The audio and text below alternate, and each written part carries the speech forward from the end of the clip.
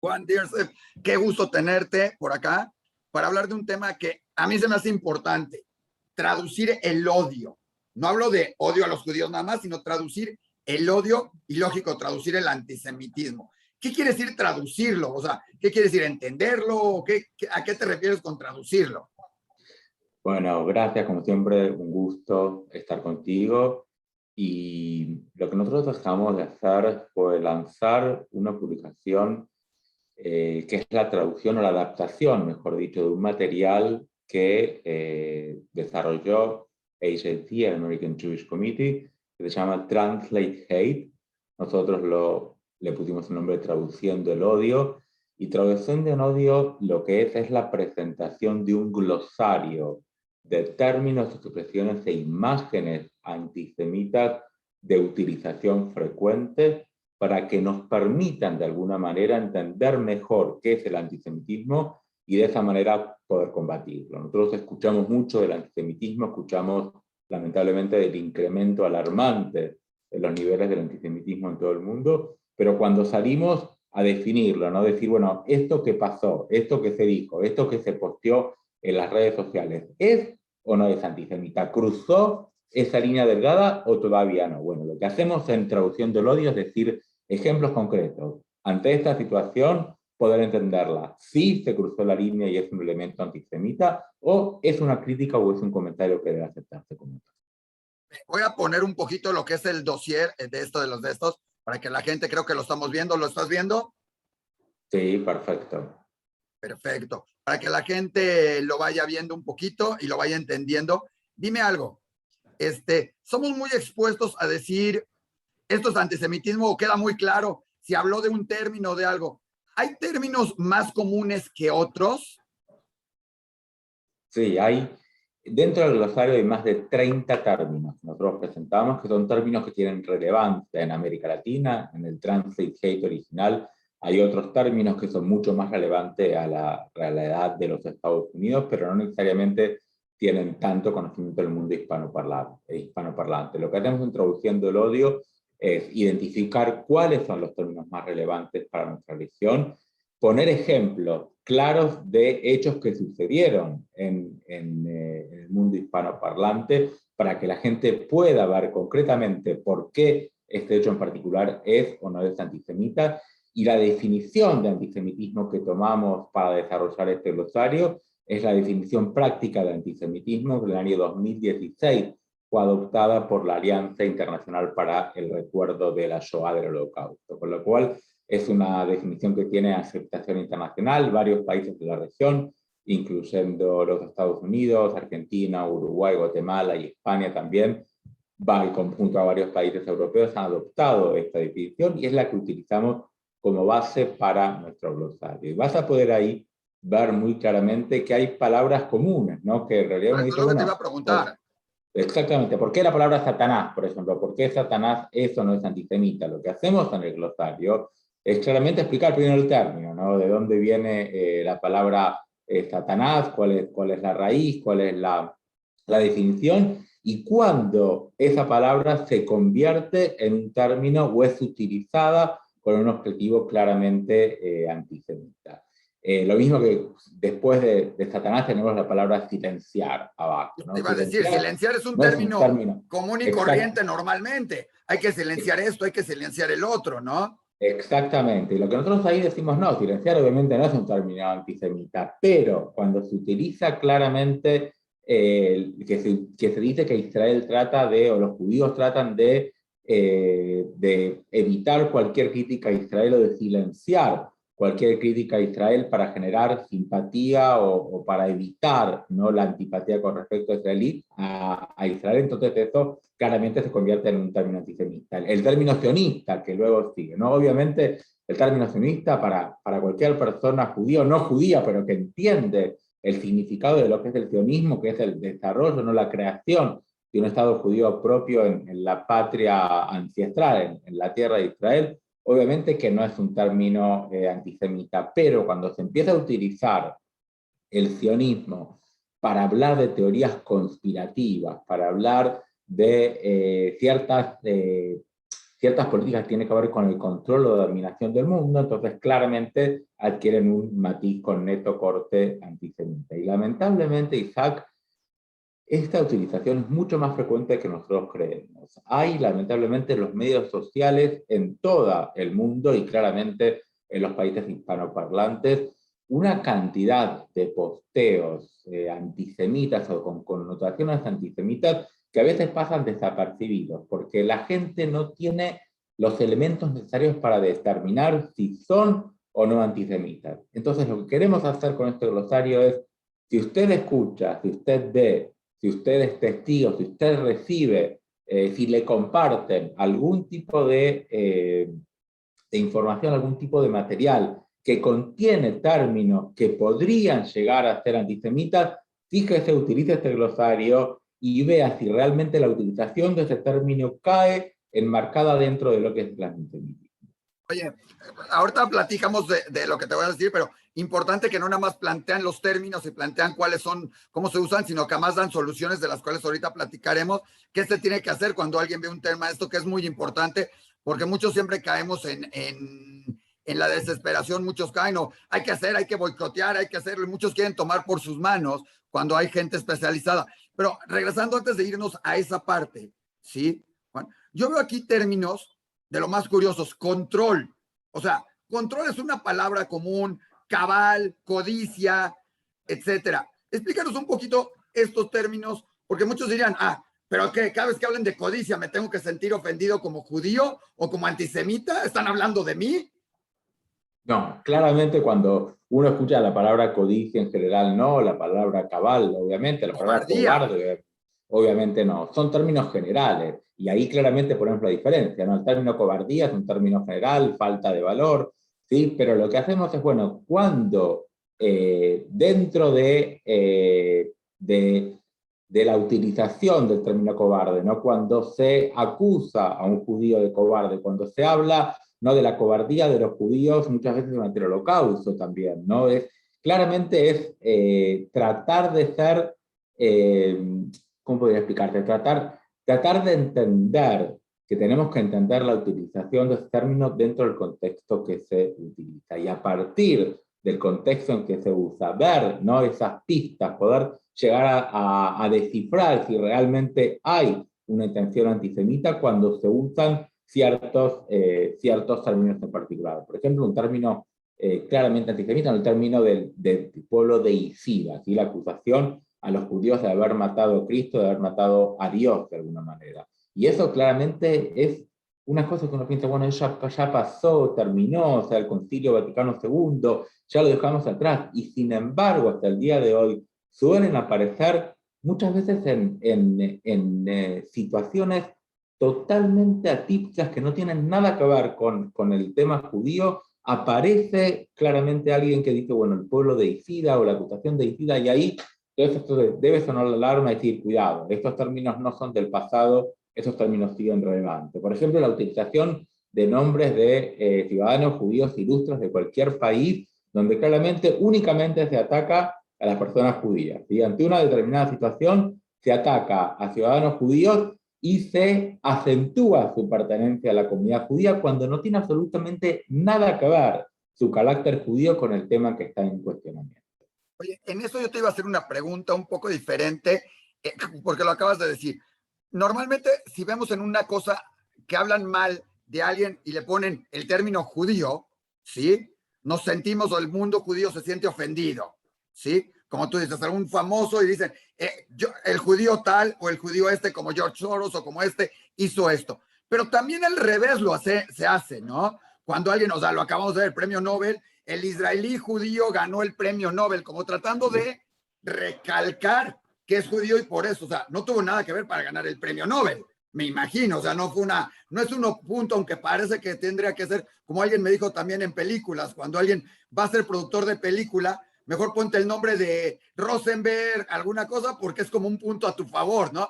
Pero no es cierto, o sea, ¿qué tan bueno es hacerlo también o malo al revés? Cuando alabamos a alguien simplemente por ser judío o recalcamos el término judío, israelí o alguna cosa así. Bueno, claramente tú para es un ejemplo que es de la realidad cotidiana, ¿no? Es positivo, es negativo, y yo creo que la mejor respuesta es ver de vuelta el contexto donde se hace esa mención. Si yo estoy hablando de México y hablo de 10 ciudadanos, de 9 no hago mención a su origen étnico o a su religión, y el único que es judío menciono que es judío, entonces hay alguna motivación clara por hacerlo. La pregunta ¿es relevante o no es relevante? ¿Es discriminatorio o no es discriminatorio? ¿Qué es lo que aporta decir que de 10 personas que son procesadas por alguna situación, uno es de carácter judío? Y bueno, si claramente el contexto es negativo, porque son 10 personas que están mencionadas en un artículo por algo negativo, y yo únicamente hago hincapié en el judío para poner que es judío, entonces claramente lo que quiero hacer es implicar una connotación negativa al carácter judío de esa persona. Por eso es tenerlo en cuenta. Y acá hay un posteo que ponemos de Argentina donde claramente se menciona dentro de un contexto negativo 2 personas que son judíos, o sea, únicamente esas 2 personas y te dicen los judíos tal y tal. El carácter judío de esta persona no tiene relevancia absoluta al término que se está atacando, que se está comentando. Sin embargo, el autor decide claramente señalar su carácter judío porque hay una intención antisemita clara y manifiesta. Ahora, aquí también hay otra cosa que brincan, o sea, hay cosas que son muy comunes cuando se habla de judaísmo, todo. Aparte de judíos como judíos, está la parte de Israel y la parte de holocausto. La negación, el esto, y por acá está con un término que a mí yo no lo conocía tanto, pero es interesante. Bueno, están el holocausto, ¿sí? Que es algo que no, o sea, en el término latino no se usa y no lo ves, pero fue muy llamativo durante la pandemia, ¿no? El sentido. ¿Qué tan importante es Israel y el holocausto en esta parte de traduciendo el odio?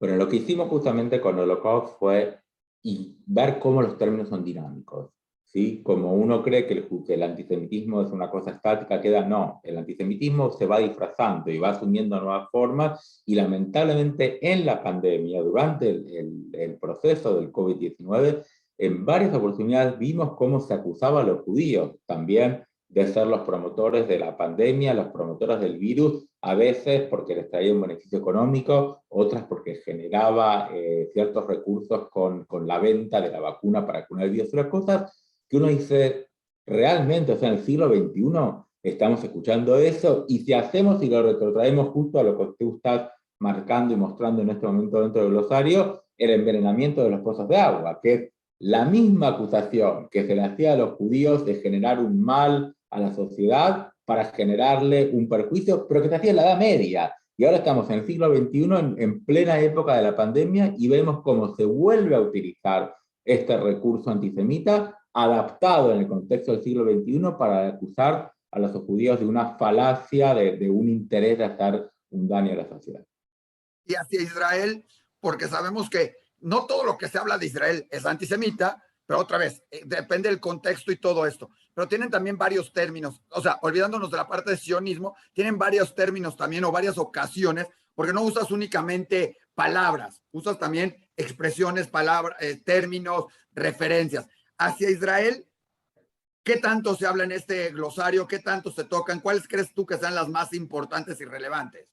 Bueno, como yo decía, el glosario está basado en la definición práctica del antisemitismo de la Alianza Internacional para el Recuerdo del Holocausto, donde claramente se dice que criticar a Israel, como criticar a cualquier país en el mundo, es absolutamente válido y es legítimo criticar las políticas de cualquier país del mundo. Ahora, lo que cruza la línea del antisemitismo es no aceptar el derecho de Israel a la existencia. O sea, es decir, todos tienen derecho a un judío, todos tienen derecho a un Estado, todos tienen derecho a la manifestación nacional de ese sentimiento de tener una nación propia, menos los judíos. Entonces, eso claramente es antisemita. El decir, por ejemplo, la famosa frase que en algunos grupos se dice, desde el río hasta el mar, y para referirse a la creación de un Estado palestino, que sería desde el río Jordán hasta el mar Mediterráneo. Entonces, esa expresión lo que hace claramente es, bueno, si va a haber un Estado palestino que tiene derecho del río hasta el mar, ¿dónde está el Estado judío? ¿Dónde está el Estado de Israel? Porque desde el río hasta el mar es lo que ocupa todo el Estado de Israel. Entonces, claramente ese término es un término antisemita porque no reconoce el derecho legítimo del pueblo judío de tener un Estado en la tierra de Israel. Dime una cosa, vemos acá, le estuve dando vueltitas a todo esto para que la gente lo esté viendo. Tenemos cosas como Soros, como Canon, como Satanás, que ya lo comentaste, los Rothschild que se usan, Canon, los parásitos, Nuevo Orden Mundial, el lobby judío, que se habla mucho en Estados Unidos del lobby judío, no tanto en México realmente. Lógico, los protocolos de los sabios de Sion, el libelo de sangre, que es algo que ya lo conocemos. ¿Cuáles tú crees? Los Illuminati, que de repente salen en muchos programas y series y todo, no es un término común y todo eso. ¿Cuál crees tú que estos sean de los que más atención hay que ponerle, que salen un poquito de lo normal? O sea, porque escuchar, los judíos hicieron esto, vuelvo a lo mismo, es algo común y lo detectas y lo ves, ay, clarísimo, o sea, no hay, Israel es un estado, estás mal, o sea, lo detectas, ¿no? No existió el holocausto, lo detectas, o sea, son como que muy claros. ¿Cuáles de estos crees que habría que darle una revisada, entenderlos, el que agarre el glosario, que diga, a ver, revísate bien estos porque no son lo normal, no es lo común y tienes que prestarle atención? Bueno, yo primero creo que para ti quizás son obvios muchos de los términos, pero no sé si para toda la gente son tan obvios como para ti. O sea, tú estás en el mundo de las comunicaciones judías en el día a día, con lo cual para ti es obvio, para mí es obvio, pero no sé si para la mayoría de la gente es obvio. Por Bueno, si alguien te ejemplo, dice, maten a los judíos, es muy claro. claramente. Por eso no lo pusimos, por eso no lo pusimos. Pero lo que sí te diría es, por ejemplo, entender acusaciones históricas claves. Por ejemplo, entender qué son los protocolos de los sabios de Sion, entender lo que son los niveles de sangre, entender lo que es la calumnia, o sea, lo que es la acusación del pueblo de Israel. Cosas básicas, primero, para poder entender en su dimensión lo que significan las manifestaciones antisemitas. Y creo que lo que logramos, Isaac, acá es presentar 30 términos en forma muy precisa, muy concreta, muy visual, muy gráfica y muy fácil de leer. Con lo cual, si tú me dices cuál es elegir para leer, y leamos todo. O sea, realmente son pocos, son concisos, son importantes, y por ahí la realidad tuya en México es distinta de la realidad de un lector en Paraguay, o la realidad distinta de un lector hispanoparlante en Estados Unidos, o de una persona que está en Chile. Con lo cual, creo que sería interesante, ¿no?, poder entender qué es lo que se adapta más que nada a la realidad de cada uno de nuestros países y de nuestros entornos en el cual nos movemos, porque es un elemento concreto que nos dice, si ves esto, si escuchas esto, no hay duda, esto es antisemitismo. Pero lo que dice este glosario es, si lo identificas, como tú decías antes, no te quedes ahí. ¿Cuál es el siguiente paso? ¿Qué es lo que debes hacer una vez que lo identificas? Justo te iba a preguntar eso. Somos muy dados a, de repente, sale cualquier nota antisemita o sale un comentario, o sea, nunca falta el cuate que dice, Israel es esto, los judíos hicieron esto, lo pone en un Twitter, lo pone, digo redes sociales porque hoy es lo más común en Lo ese más común. sentido. O sea, es más importante una red social a veces que un propio periódico que lo dijeron y estamos dados a contestar o responder o ponernos a meternos a la discusión. Tú das ya algunas propuestas de qué hacer o qué no hacer, de cómo denunciarlo, de qué hacerlo. Recientemente, hace 2, 3 días, me mandaron la imagen de una escultura o un dibujo en una esquina en México, ¿sí? Y seguimos uno de los procedimientos que tú, bueno, el procedimiento que tú dices, pero la gente estaba, es que hay que denunciar, hay que ponerlo en todas las redes que está mal. ¿Qué es lo cómodo? ¿Qué es lo que se tiene que hacer, Juan? Porque pues, ustedes viven el día a día. Afortunadamente en México y en otros países se viven realidades diferentes y cada una. Pero ¿qué es lo que se tiene que hacer? Porque esto llega a todos los países de Latinoamérica. Esa es la idea.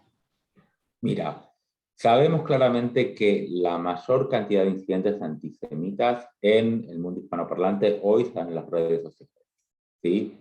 No estamos hablando, por suerte, de hechos críticos significativos que pasan en la vida cotidiana, que los hay, ¿sí? Hay grafitis, hay en ciertos artículos, hay situaciones contadas y esporádicas de situaciones físicas, pero la mayoría de los hechos se dan hoy en las redes sociales por la masividad, y eso es quizás el tema para otro debate, ¿no? La influencia de las redes sociales, por qué la masividad de las redes, el anonimato que permite las redes, al mismo tiempo la falta de censura en muchos casos, la falta de control de la gente, y es que es más fácil esconderse, ¿no?, tras las redes sociales de lo que es en un periódico impreso donde hay una persona responsable. Entonces, claramente hoy la mayor cantidad de incidentes antisemitas los encontramos en las redes sociales.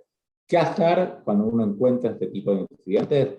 En muchos casos, y luego de varias conversaciones en las cuales obviamente HAC, el American Jewish Committee, fue parte directo con Facebook y con otras compañías de medios sociales, donde se planteó el tema, se crearon ciertos comités o ciertos grupos que regulan más o menos el mensaje y entienden cuándo una publicación debe ser considerada antisemita. Pero estamos hablando de millones prácticamente de posteos que aparecen en Facebook, en Instagram, en Twitter, en TikTok, que a veces se pasan desapercibidos. Por lo cual, lo primero que hay que hacer ante este tipo de situaciones es denunciarlo en la misma red social donde esta manifestación ha ocurrido. Por ejemplo, si estamos en Facebook, fijarse en Facebook directamente cómo se denuncia dentro de la red social para que los mismos reguladores de contenido de Facebook puedan ver que se posteó este tipo de material y puedan tomar las medidas necesarias. Y lo Te mismo voy a pasa en interrumpir Twitter. 10 segunditos ahí, Juan.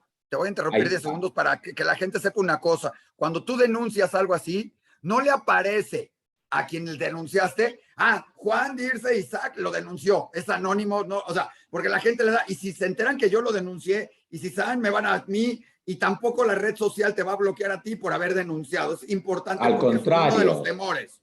Al contrario, Isaac, la red social necesita que la gente colabora porque no pueden. O sea, imagina, tienen que controlar o revisar cada uno de los millones de posteos que se hacen al día en las redes sociales. Con lo cual, necesitan que la gente que considera que se ve ofendida ante un determinado posteo, que se los traiga atención para que ellos puedan tomar las medidas necesarias. Eso es cuando uno lo denuncia directamente ante la red social.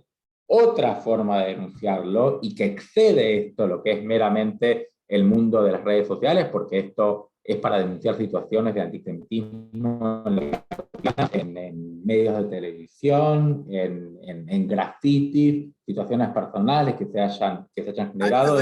Antes de que entres a eso, Juan, antes de que entres a eso, hay otro punto que ustedes lo mencionan muy importante y lo quiero mencionar antes de que nos hables de qué hacer en otras manifestaciones en redes sociales.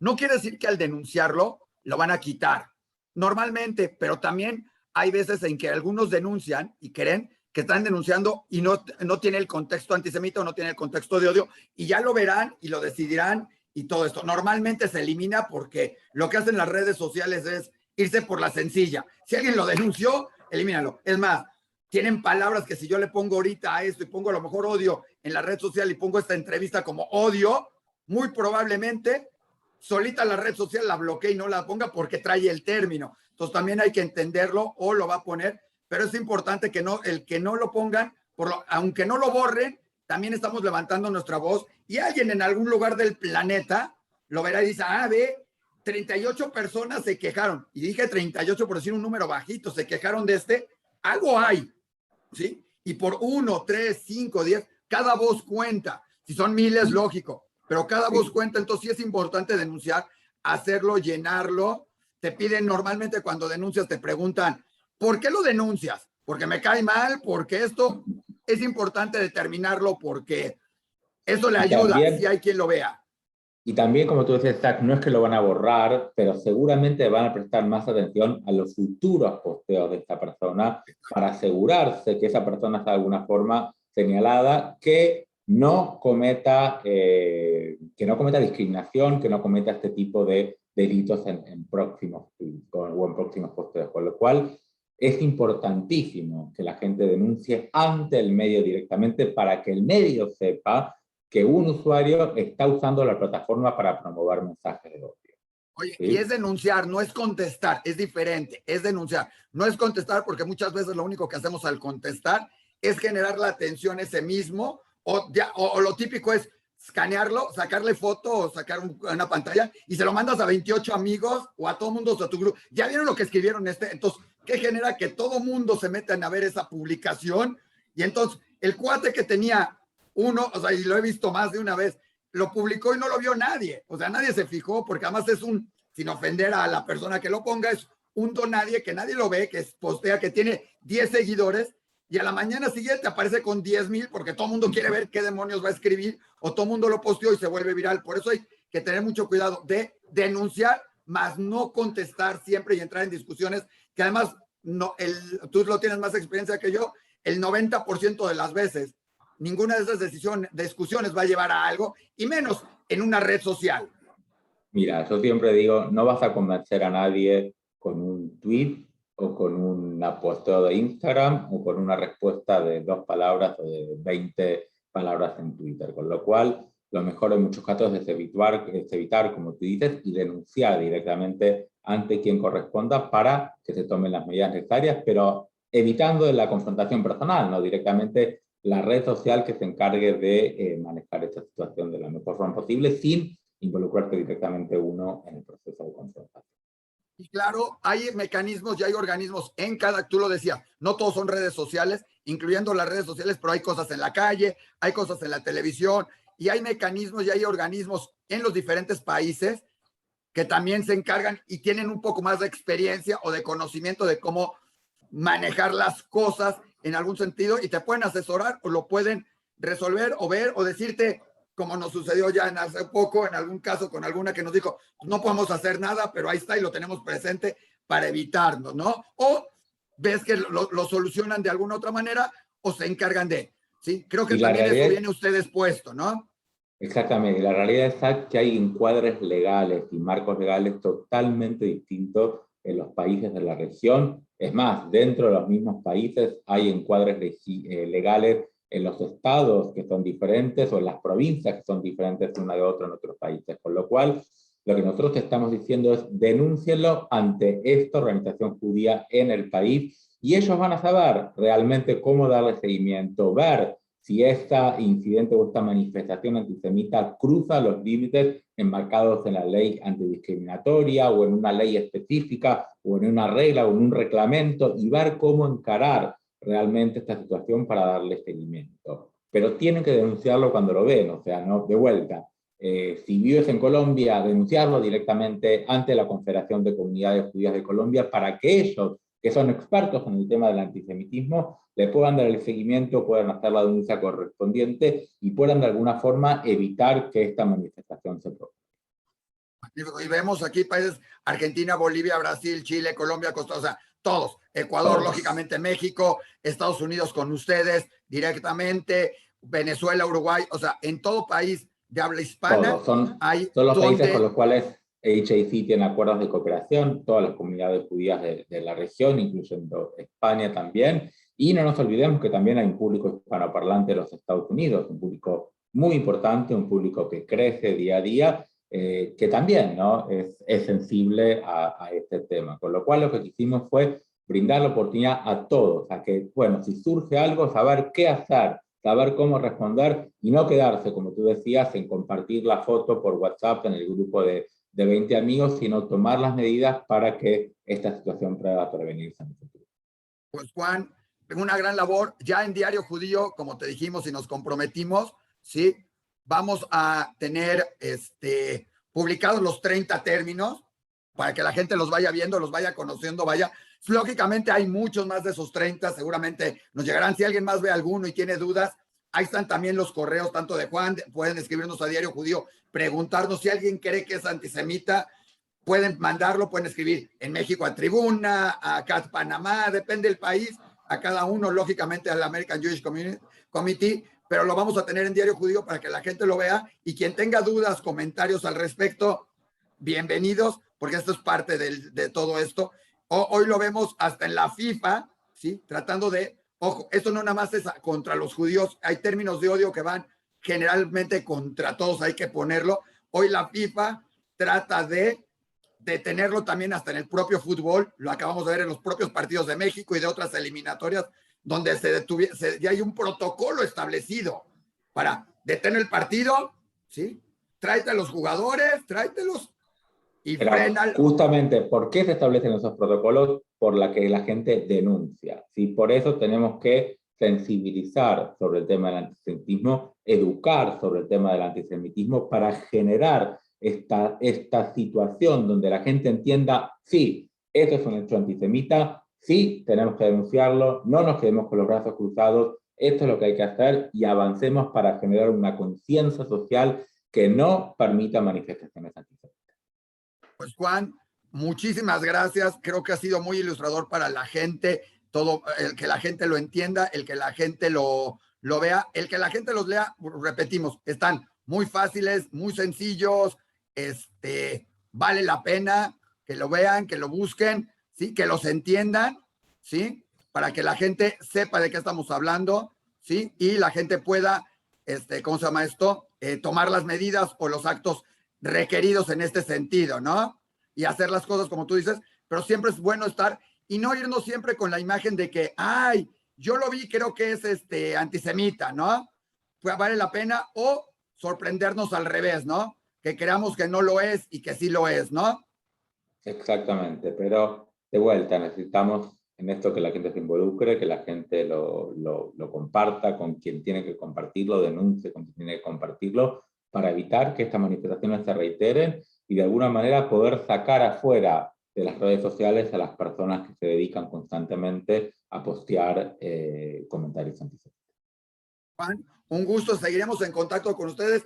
Igual dijimos, van a poderlos leer, verlos y todo. Si no, los pueden encontrar también en los links que tiene el American Jewish Committee, pero principalmente lo pueden encontrar en Diario Judío, todos los términos, los 30 términos, y próximamente algunos más que desafortunadamente cada vez se van, en vez de disminuir, van creciendo, van aumentando, y aparecen nuevos como el de Holocaust, que es increíble, pero bueno.